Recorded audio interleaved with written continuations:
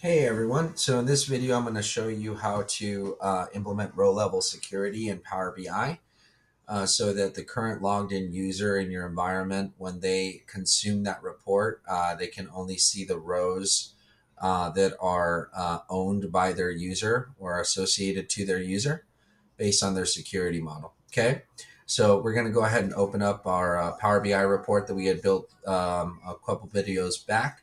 And what we'll do is we're going to go here to this modeling tab here, and we're going to click on manage roles.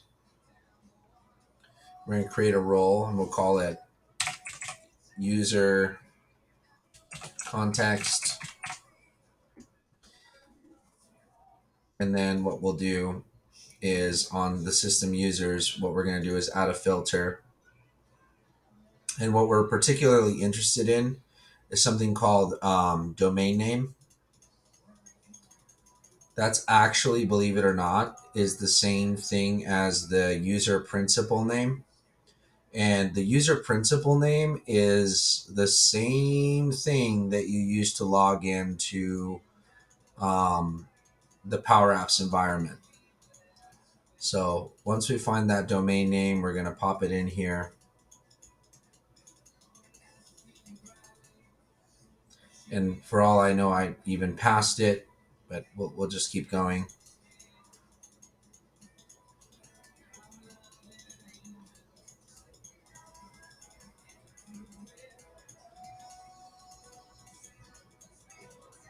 Oh, it's at the very end. So domain name equals value. Well, that's never ever going to work. So the function that needs to go here is supposed to be user principal name, just like that.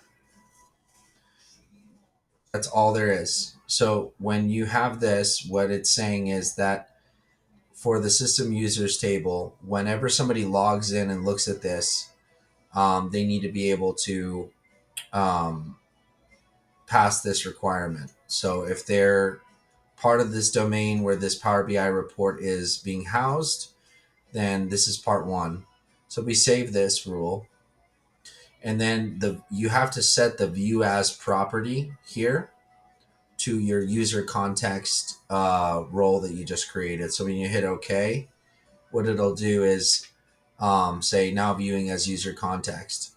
Now, the reason I can see everything is because I'm a system administrator, so I can see all the data.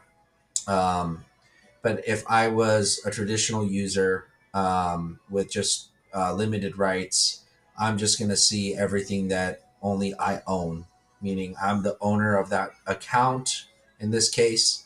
And that's essentially how you implement row level security. So let's just go back, take a look at it again.